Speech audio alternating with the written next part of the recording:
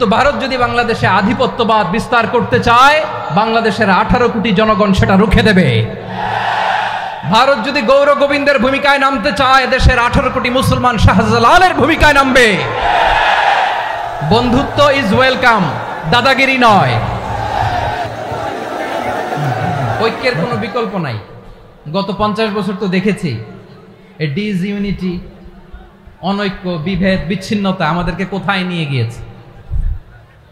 এই যে দেখেন, কিছুদিন আগে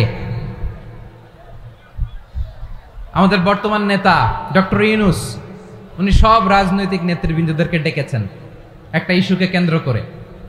তার মানে গোটা বাংলাদেশ এক হয়ে গিয়েছে। আমরা সবাই উদ্বেলিত হয়েছি, উচ্ছ্বসিত হয়েছি, ঠিক কিনা বলেন? রাজনৈতিক নেতাদেরকে ডেকেছেন উনি, আমরা এক হয়েছি। এরপরে ধর্মীয় অঙ্গনের যে লিডাররা, বিভিন্ন ধর্মের, শুধু মুসলিম না, সবাইকে ডেকেছেন, আমরা ঐক্যবদ্ধ হয়েছি। এটাকে বলে ন্যাশনাল ইউনিটি, জাতীয় ঐক্য। যে কোনো ধরনের কনস্পাইরেসি, ষড়যন্ত্র, আধিপত্যবাদ মোকাবেলায় জাতীয় ঐক্যের চেয়ে মোক্ষম হাতিয়ার আর নাই। আমাদের একটা প্রতিবেশী দেশ আছে, আমরা আমাদের দেশ নিয়ে যত ভাবি, তারা তার চেয়ে বেশি ভাবে। কথা বুঝতেছেন না? আরো ভেঙে বলতে হবে। হ্যাঁ, আমরা আমাদের দেশ নিয়ে যত উদ্বিগ্ন, এদের আরো টেনশন বেশি। বলেন, আমাদের দেশে শান্তি আছে না নাই? আমরা হিন্দু মুসলিমে কখনো দাঙ্গা লাগে? আসতে বলেন, কেন লাগে? ওদের পূজা পার্বণে আমাদের মাদ্রাসার ছেলেরা যে পাহারা দেয়, চিল্লায় বলেন ঠিক কিনা? আমাদের তাফসির মাহফিলের সময় ওরা ডিস্টার্ব করে, ঢোল বাজায় না। ওদের পূজা পার্বণের সময় আমাদের তাফসির মাহফিলের ডেট হলে আমরা চেঞ্জ করে দেই। সুবহানাল্লাহ, কি সাম্প্রদায়িক সম্প্রীতির রোল মডেল। আর ওই বাংলাদেশের ব্যাপারে তারা অনেক ডিসইনফরমেশন ছড়াচ্ছিল। ভারতের অনেকগুলো গণমাধ্যম, আমি জেনারেলাইজ করব না, আমাদের প্রতিবেশী দেশের সব গণমাধ্যমকে আমি দোষ দিতে চাই না। অনেকগুলো গণমাধ্যম তারা ডিসইনফরমেশন শেয়ার করেছে।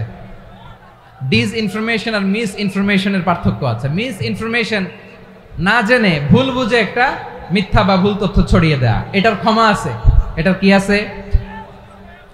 আর ডিসইনফরমেশন মানে ইচ্ছা করে, প্ল্যান করে, ম্যাপ করে, ছক এঁকে মিথ্যা, গুজব, রটনা সোশ্যাল মিডিয়ায় ছড়ানো, এটার ক্ষমা আছে? আওয়াজ করে বলেন, ক্ষমা আছে? ভারতের কিছু গণমাধ্যম তাই করেছে। আমরা ব্যথিত হয়েছি, আমাদের হৃদয়ে রক্তক্ষরণ হয়েছে। আমাদের প্রতিবেশী দেশকে বলতে চাই, আমাদের দেশ নিয়ে আপনাদের ভাবার দরকার নাই। নিজের চরকায় তেল দেন, নিজের দেশ নিয়ে ভাবেন।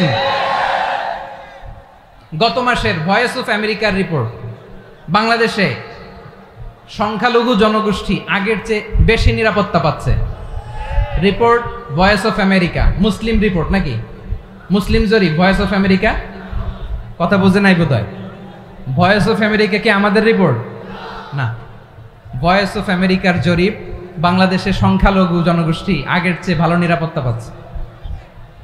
শুধু এখানেই শেষ না, মাইক্রোসফটের একটা জরিপ শোনায় আপনাদেরকে। তারা সারা পৃথিবীতে গুজব, ভুয়া আর মিথ্যা নিউজ ছড়ানোতে কোন দেশ সেরা একটা রিপোর্ট করেছে। এর মধ্যে 1 নম্বরে এসেছে ভারতের নাম। মাইক্রোসফট তো মুসলমানরা চালায় না? কথা বোঝে নাই বোধহয়। প্রতিবেশী দেশকে বলবো, আপনারা নিজের চরকায় তেল দেন, আপনারাও শান্তিতে থাকেন, আমাদেরকেও শান্তিতে থাকতে দেন। সব চেঞ্জ করা যায়, প্রতিবেশী চেঞ্জ করা যায় না। আমাদের ল্যান্ড তাদের ল্যান্ড, পাশাপাশি। আমরা চাই তারাও সুখে থাক, আমরাও সুখে থাকি, ঠিক কিনা? কিন্তু প্রতিবেশী হলে বন্ধুত্বপূর্ণ আচরণ করতে হয়। প্রতিবেশী যদি বন্ধু না হয়ে প্রভু হতে চায়, এরকম দানব প্রতিবেশী কেউ চায় না। ভারত যদি বন্ধুত্ব উপহার দেয়, আমরাও বন্ধুত্ব দিব। কি বলেন? তারা যদি বন্ধু সুলভ আচরণ করে, আমরাও বন্ধুত্ব উপহার দেব। কারণ আমাদের পররাষ্ট্র নীতি হচ্ছে সবার সাথে বন্ধুত্ব, কারোর সাথে বৈরিতা নয়। আলহামদুলিল্লাহ বলেন, কত চমৎকার পলিসি আমাদের। আমরা নির্বিবাদী, আমরা বাংলাদেশিরা শান্তিকামী। We are proud of that. এজন্য আমরা গর্ববোধ করি। আমাদের পররাষ্ট্র নীতি সবার সাথে বন্ধুত্ব, কারোর সাথে শত্রুতা নয়। তাই প্রতিবেশী দেশকে বলবো, আমার ভাইয়েরা, আপনারাও আমাদের ভাই, বন্ধুত্ব দিলে বন্ধুত্ব পাবেন। বন্ধুত্ব ইজ ওয়েলকাম, দাদাগিরি নয়। বন্ধুত্ব ওয়েলকাম, দাদাগিরি নয়, লাউড এন্ড ক্লিয়ার। ভারত যদি বন্ধুত্ব দেখায় বন্ধুত্ব পাবে, কিন্তু ভারত যদি বাংলাদেশে আধিপত্যবাদ বিস্তার করতে চায়, বাংলাদেশের 18 কোটি জনগণ সেটা রুখে দেবে।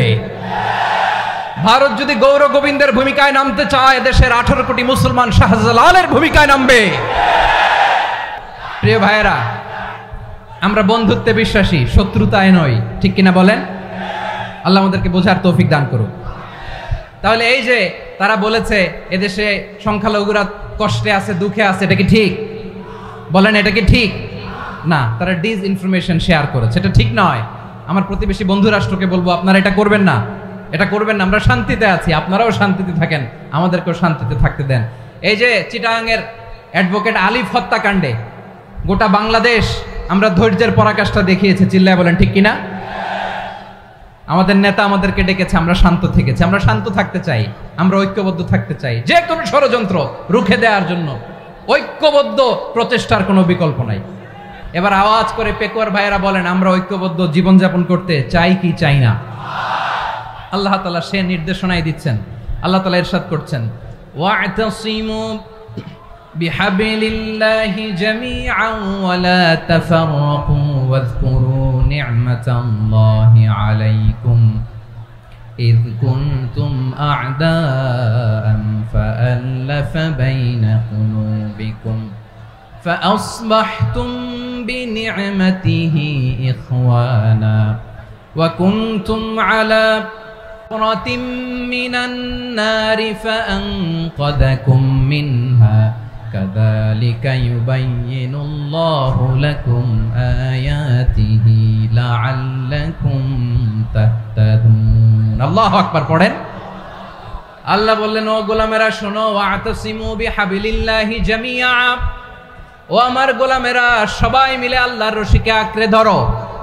আল্লাহর রশি হলো ইসলাম, আল্লাহর রশি হলো কোরআন। আল্লাহ বললেন, কোরআনকে আঁকড়ে ধরো, ইসলামকে আঁকড়ে ধরো। একা একা আঁকড়ে ধরলে চলবে না, জামিআ, সবাই মিলে আঁকড়ে ধরো। এই আদেশটা আমাদের জন্য দান করেছেন কে? আল্লাহ তাআলার নির্দেশ, ওয়া'তাসিমু বিহাবলিল্লাহি জামিআ,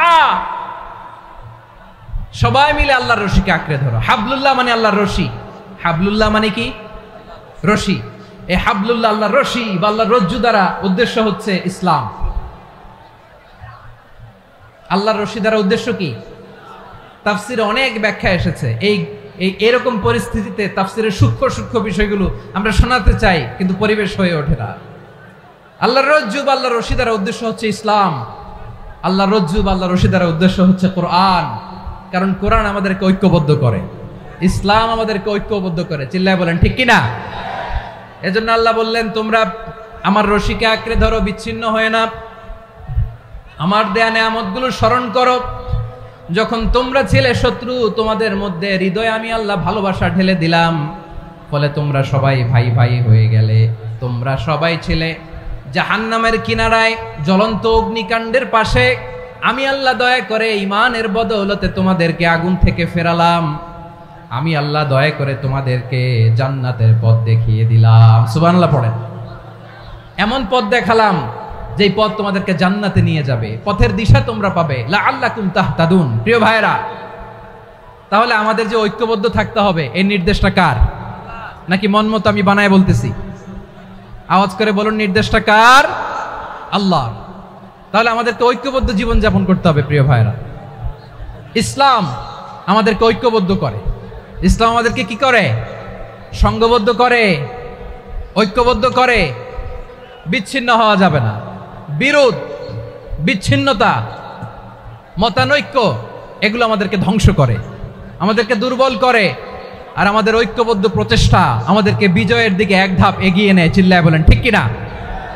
এজন্য আল্লাহ বললেন, ওয়া'তাসিমু বিহাবলিল্লাহি জামিআ, তোমরা আল্লাহর রশিকে আঁকড়ে ধরো, তোমরা ঐক্যবদ্ধ জীবন যাপন করো, তোমরা বিচ্ছিন্ন হইও না। বিচ্ছিন্ন হইলে লস, ঐক্যবদ্ধ হলে সেখানে কল্যাণ আছে না নাই?